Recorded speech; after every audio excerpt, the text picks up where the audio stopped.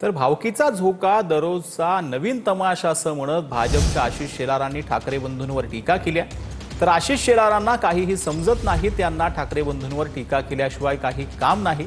चंद्रकांत खैरे यांनी शेलारांना हे प्रत्युत्तर दिलं। बघा, यावर मला भाष्य करायचं नाही, मी वाटच बघतोय। ज्या दिवशी निर्णय करतील त्या दिवशी मी सुसाट निघेल,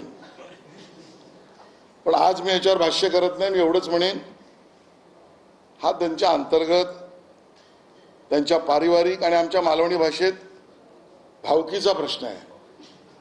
आणि मग मालवणीत आमची एक म्हण आहे, भावकीचो झोको आणि दररोज नवो तमाशो।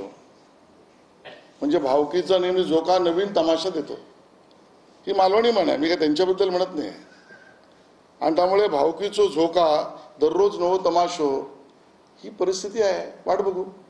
आशिष शेलार काही समजत नाही, ते कोण टीका करत बसतात फक्त। ते मला या ठिकाणी हे सांगायचं की टीका करून काय करणार, तुम्ही काहीतरी व्यवस्थित बोलत जा ना। तुम्ही ते येऊन जाऊन शिवसेना टीका येऊन चांगलं काम व्हायला लागलं तर होऊ नये, जर थोडं वाकडं झालं तर म्हणजे असंच केलं, हे अशा गोष्टीतून त्या ठिकाणी आशिष शेलार हे फक्त लोकांना काय पाहिजे, दोन भावांचं सरकार आणि माननीय राजसाहेब, माननीय उद्धवसाहेब आणि मनसे आणि शिवसेना हे एकत्र पाहिजे लोकांना।